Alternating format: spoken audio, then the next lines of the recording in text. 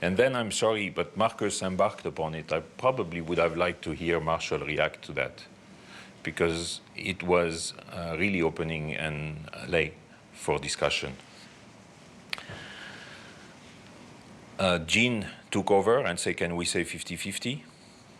And turned to Mike and said, I feel you're still uncomfortable. Again, empathy was around the table. And she said, let me tell you what I have in mind. So yes, I acknowledge you feeling uncomfortable, but let me tell you what I have in mind, and let's see if you feel more comfortable with that. Sarah made another reality call. Hey guys, wake up. You didn't say like this, but that's what I noted. But you tuned it down by saying that, yes, you can lead the bandwagon. That was a good way to start. Which Jane immediately acknowledged, saying that she's only looking for a start. Don't be afraid, guys. I don't want all your money. I just want 100%.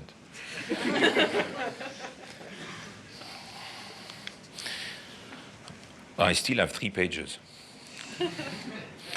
Information gathering has been going on consistently throughout the entire session.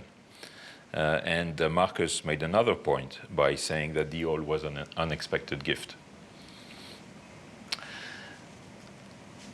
You did not acknowledge, which was good, and you offered 25% of your profit, and I think it was a very strong commitment of yours to offer 5% of the company's profit, which Jeanne, how can I say that, not disregarded, but put back in reality. And suddenly she is a businesswoman. And she says, you cannot commit profit of your company, you don't know what the future is going to be made of. Let's commit on the oil only. But back to our 100%. I think you should be scared of that woman.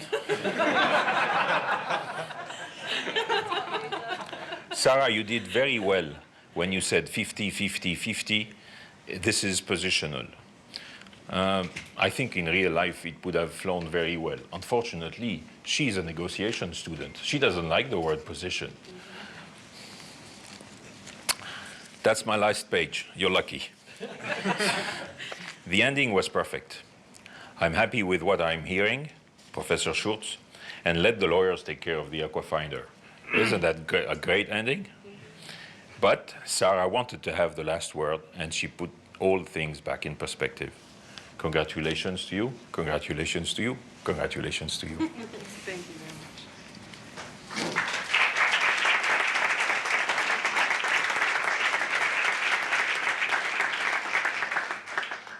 Thank you, Claude. My name's Ronnie Austin, and I'm a transactional lawyer converted to being a mediator.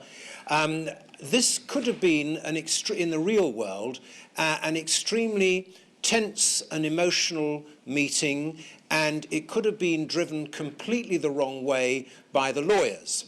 And in fact, you both decided to actually park the legal issues, level 5, and I don't think we heard anything about the law, so you didn't fall into the trap set by our friend Jeremy Lack of getting involved in a legal discussion about Annex 1 and Annex 2.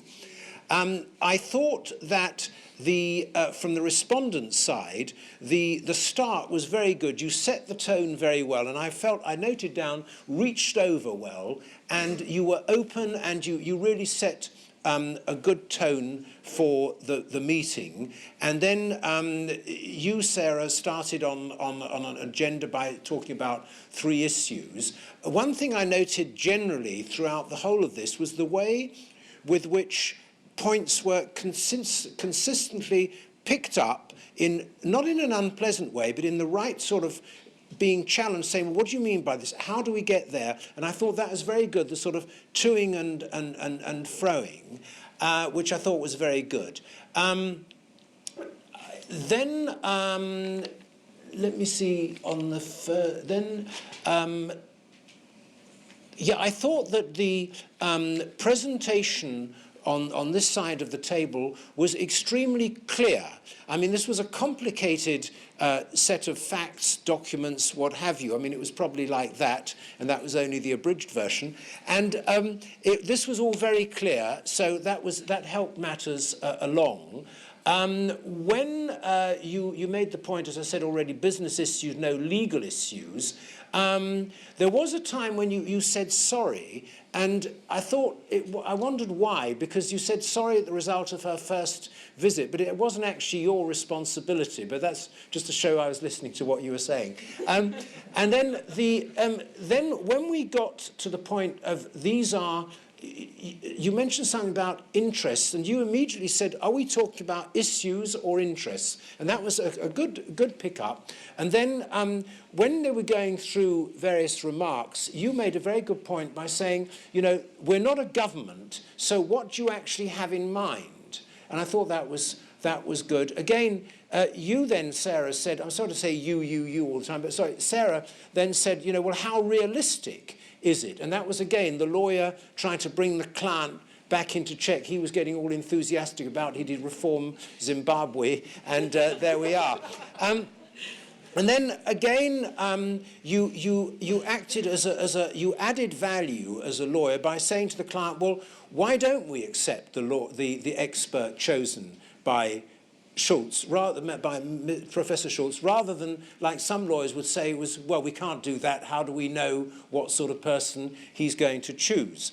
Then on this side, you were always, I mean, you were working as a team, and you were following up. You took the initiative to use the mediator, and you didn't let him off. I'm not saying you let him off, but you got him to actually get involved, to sum up.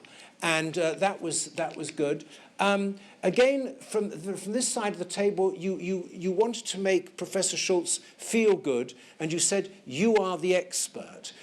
You then used the word which I think should be banned from all of these competition, but it may be just the American culture. We're excited. And I've heard this so many times, and I've said to people, don't use it, because it doesn't sound genuine, at least to my mind. So that's just a minor comment. Then when... He's British. Right, I'm English by origin.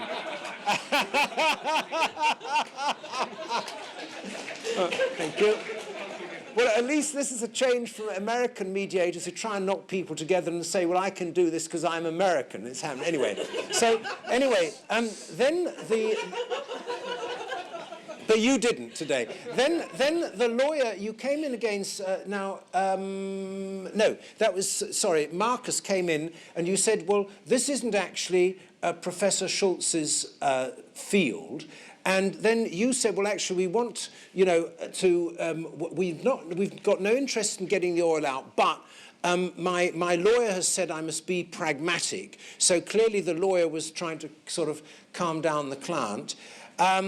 There was this sort of, we were beginning to get into a bit of positional, but I also noted your point, let's not get positional. And you did actually, you were good, because you said 75% really is just to get the ball rolling. In other words, what you, I think, were saying was, we've got to start with some figures sometime, somewhere, but this was not intended to be a sort of backwards and forwards, and you didn't get into the trap of doing that.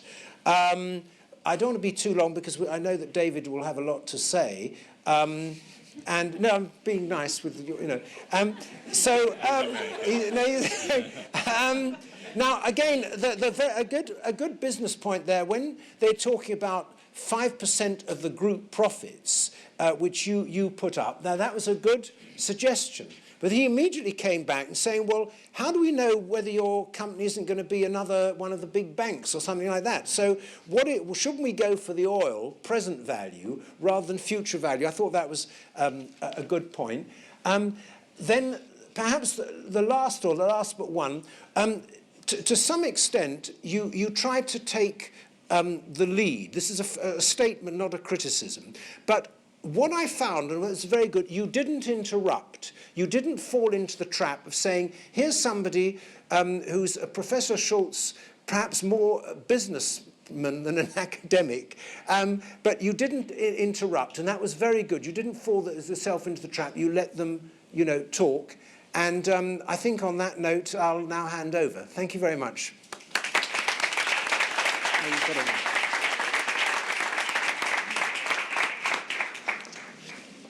Well, in the interest of full disclosure, I am a North American.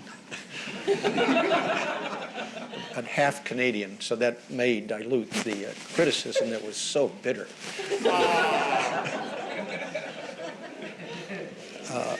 I have a question. How did the two teams react to the attempt by the mediator at the outset to say focus on interests and needs? And I didn't say forget the past, but did that inhibit you? Did it help? I'm curious. I think it really helped for us to make sure that we didn't fall into the trap of the lawyers having that conversation. Is that okay with you? I didn't know what was going to happen, but I thought I'd experiment and see. Okay. It is at this level, what can one say about you folks?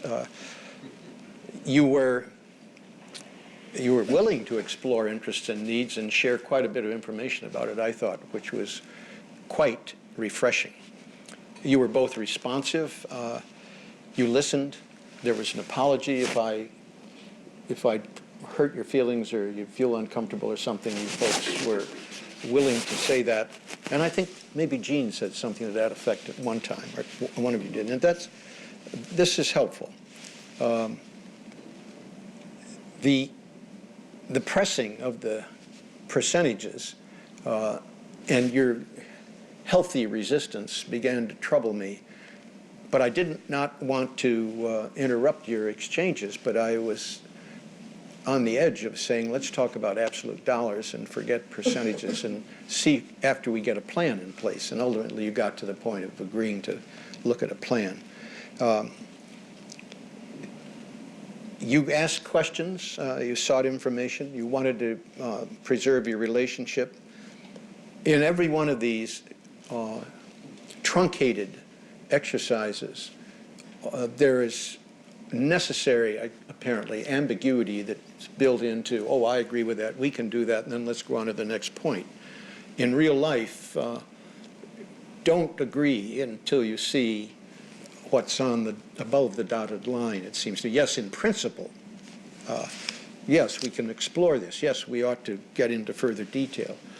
And I became concerned about that also in terms of the ambiguities in how you would work together in the future. But you got down to some details in agreeing that you would look at the expert, the NGO, you would have a plan for working out how you were going to extract and profit from the oil and so on. I thought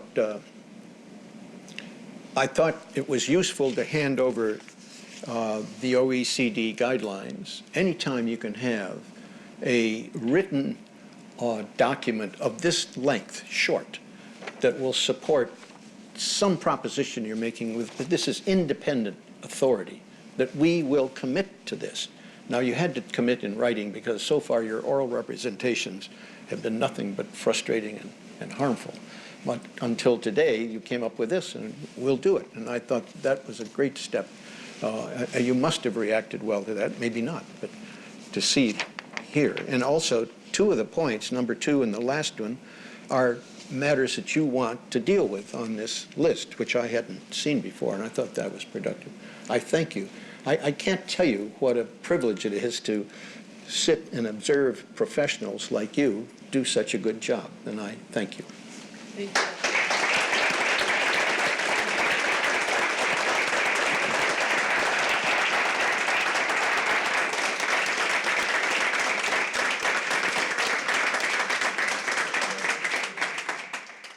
So hello, so this is Jeremy Lack. He drafted the subject for today's final. Hello. So Jeremy, could you tell me a little bit more and tell the participants a little bit more about the reason why you decided to draft this subject and how you drafted it? All right. The case actually reflects a couple of things that I see happening with international disputes, in that technology is getting more and more involved. And what is also happening is that we are getting this event of a flattening world. The Tom Friedman book. So we're getting this convergence of technology and software being ubiquitous everywhere. And with that, there are a lot of national laws that come into play in an invisible way. So we find that there are many conflicts around the world that are really about partly rights and laws that are out of date. Copyright laws, which is a lot of what this case is based on, really vary a lot country by country. And you can't really arbitrate some of these matters very effectively. There are issues of public policy. So really what this case showed is how when you have these invisible rights and interests, the laws break down. And I don't know what would have happened had the teams decided to follow their legal briefs. The legal positioning on this case was written such that French law and German law and US law are incompatible on the legal rights of the parties and what would happen. And in arbitration, I think a tribunal would have had a very difficult time dealing with this. And what you saw in the mediation were outcomes that would not have been possible in an arbitrated situation.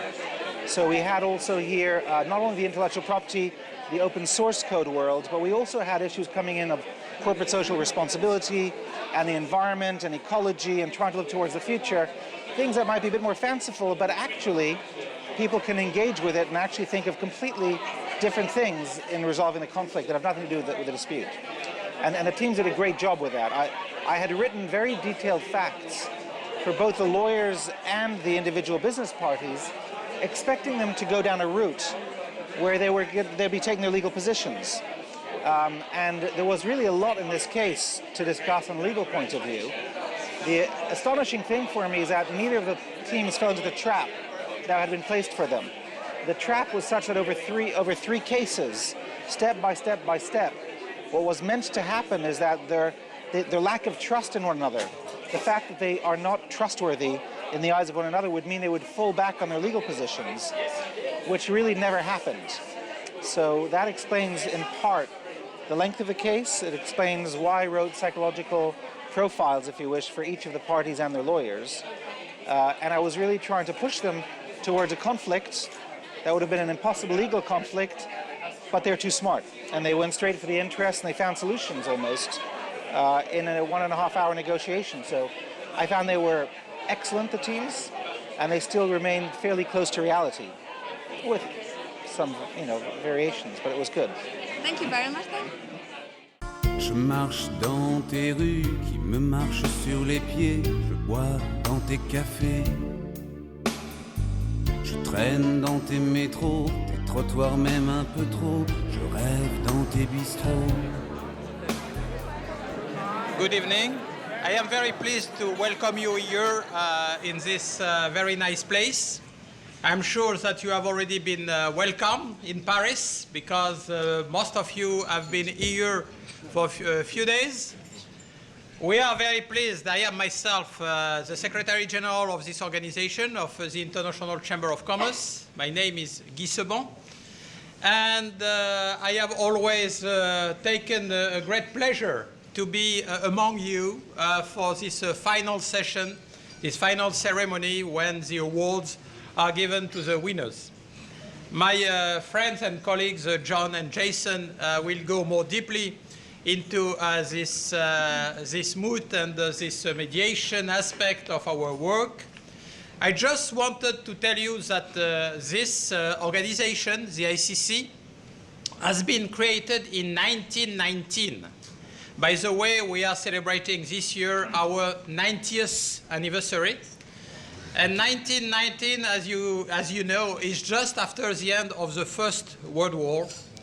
And it's amazing to see that at that time, some business people coming from the private sector, mainly from Europe and from the US, have decided to meet and to create an organization to build the basis of the international trade and the rule for international investment. At that time, we had no Société des Nations or UN or whatever. So again, it's very interesting to see that this initiative came from the private sector in order to establish a relationship between people across the borders in order to exchange goods, services, investment, and so on, in order to have a better world, a world with more peace and stability. We cannot claim that we have been 100% successful, but also today we think that by elaborating these rules, we have been able to create a framework in which it has been more easy to develop a relationship between people from all over the world. Just 4 years after the creation of the International Chamber of Commerce, it appears that all these rules, when they came to application, were not exactly read in the same manner by the different parties. So you see that very quickly, only 4 years after the creation, it was decided to create a court of arbitration. And my friends and colleagues here will elaborate probably on this aspect of our work. I just would like to finish, because I know that everybody would like to see this session finished as soon as possible. Whatever is the interest that you pay in our speeches, I think the drink and the cocktail and so on is also a lot of fun for you. So let me just finish that we have a big policy department which is organized around commissions. We should say committees, but you know we are in France and we have made a mistake in translating that, so we call that commissions. But these committees are about all the different aspects of the international life in terms of trade and investment. We have commissions on anti-corruption, on trade, on intellectual property, on a lot of different things. And our task is to build consensus between the different parts of the world, between business people coming from different regions, belonging to different sizes of companies. And these people are able to build and to elaborate position papers, which are, and that is very important, communicated to all the governments all over the world. And also from the headquarters, we are in contact and in permanent communication with intergovernmental organizations, like all these UN agencies, the World Trade Organization, and so on. So we work on a permanent basis on this, trying to build consensus all over the world between the private sector, between the private sector representative, between the business people, and then convey these views to the public authorities in order to build the framework for a new development. It's not necessary to insist very much on the fact that in the middle of this crisis, this unprecedented crisis, our role is more and more relevant.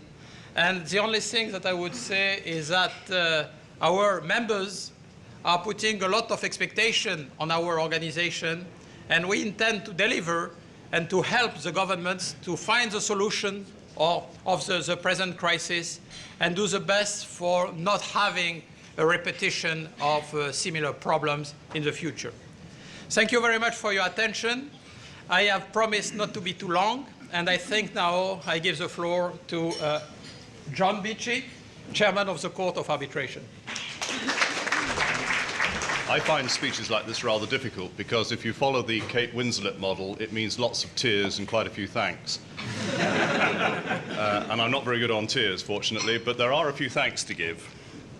And if I might start with those who have given unstintingly of their time in terms of being mediators and judges, then I hope you would all join with me in thanking those teams of apparently experienced professionals who come along here and tell you how it's done. I'm very grateful to them. I hope they've enjoyed it as much as apparently you have. And thank you very much, all of you, for doing that.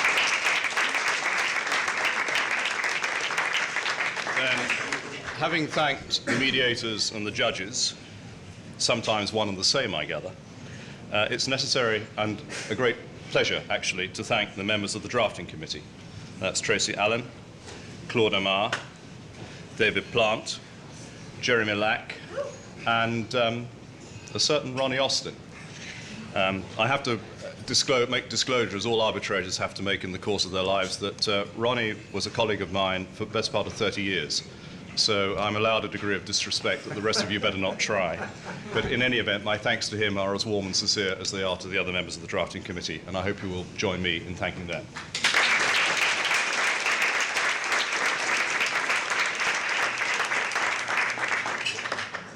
And then there are the coaches and the students whose lives the coaches have made hell. And no doubt the coaches say the students have made their lives hell. But I hope at the end of it, it's been worthwhile. So to all of you and to all of those who've coached you, thank you very much.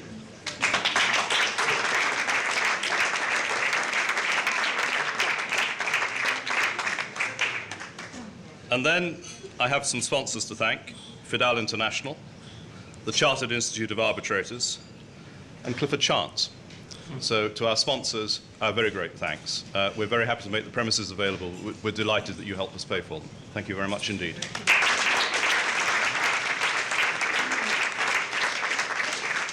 And there are three of my colleagues who I've been asked to thank, and I'm now somewhat embarrassed because the easy bit is saying thank you to them. The difficult bit is conjuring up the 3 bouquets of flowers that are supposed to be here for me to hand to them.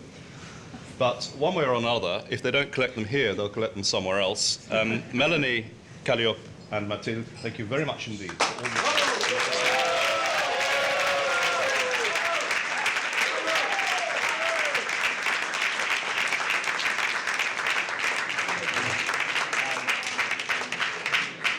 If the florist has been mean enough not to provide the flowers, we'll double the quantity tomorrow. Now then, what are you really interested in? You're really interested to know what has happened as a result of this particular competition. And I need to be told, but you don't, that the 4 teams in the semi-final were National University of Singapore, the University of California, Hastings College of Law, Hamline University School of Law, and the Jagiellonian University, which I gather is from Cracovia. Is that right? Yes. More or less. You must correct my translation as I go. Now then, I don't know how many of you, well, not many of you yet, some of the coaches will not admit it, and certainly the professionals, the lawyers around you will certainly not admit it. If you've ever tried to buy a BMW, you know that you start off with a basic model. And it comes with a steering wheel, and if you're lucky, a gear stick, and occasionally a sun visor. And then as you buy a slightly more advanced model, it says in the handbook, as on Model X, but with X, Y, and Z added. And it gradually works up the list. Now, it's a bit like that with the prizes.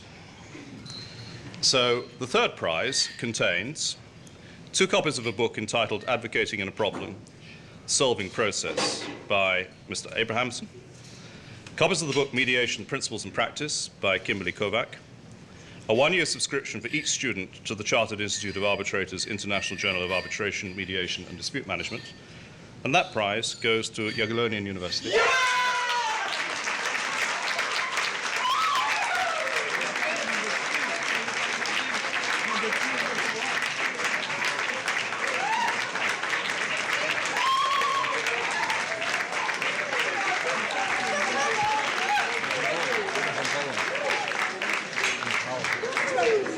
Would somebody like to do the honors?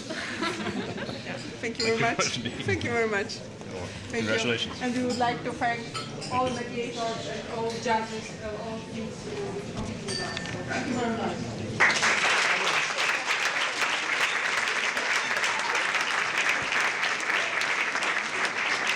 Now,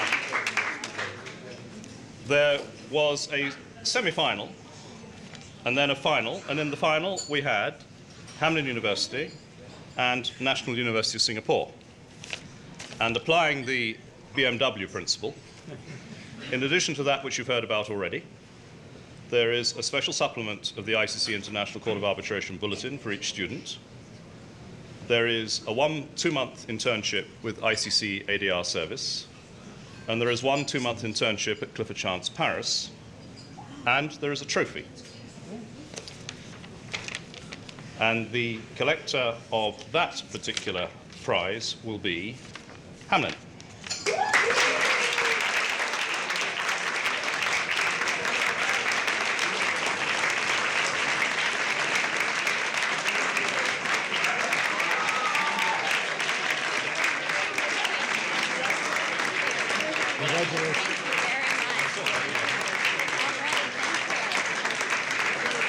Have we got a hand left?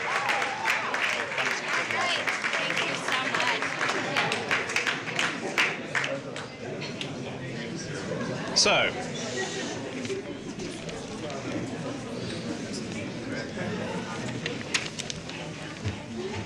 I now have to deal with the winner, and that is National University of Singapore.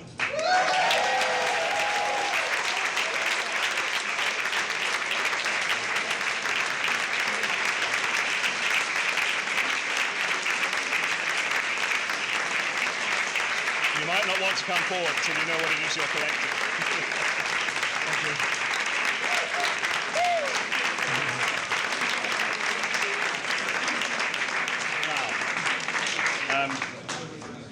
congratulations, first and foremost. And in addition to that which you know about already, there is indeed a 2-month internship with ICC ADR. There is a 2-month internship at Clifford Chance Paris. There is a trophy, and there's also an envelope for 1,500 euros worth. So, with many congratulations, you win. There's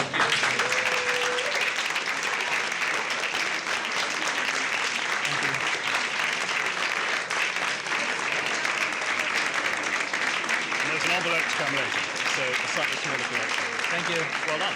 Congratulations. Thank you very much. My face will be memorialized in the video if I want.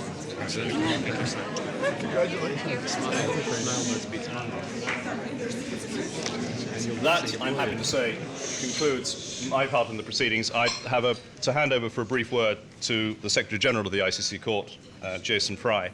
But in the meantime, again, many congratulations to all teams, and I'm delighted that you found this a useful experience over the last few days. Thank you very much.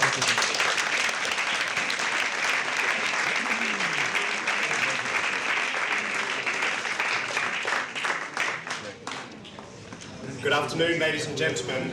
It says on the order of ceremony that my task is to offer general thanks. Therefore, I will do that. It's my very great pleasure that we've been able to host this event over the last few days. I would like to thank the participants in the moot, in particular the judges, the mediators who have given up their valuable time, the drafting committee, and the students and their coaches who have participated so enthusiastically over the last few days. My congratulations to the prize winners for a really quite stupendous performance. I was able to see the final this afternoon. Remarkable. I also have a long but a list of people who made this event possible, so if you will forgive me, I would like to read out this list. First and foremost, to my own staff within the ADR team in Paris, Mathilde Vital-Durand. Mathilde.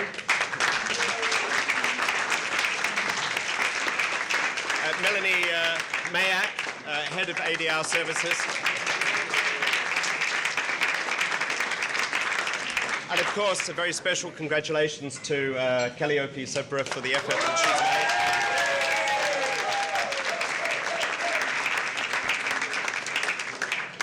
And I'm sure the flowers are somewhere in the room, I'm just not sure where. But in addition, certain other ICC staff have made a contribution. Julia Cavan, Laetitia de Montevalet, Sybille de Rossini, Alina Lebereau, and Arnaud Lebes. For all of his assistance on the technical front to make sure that the microphones, the rooms work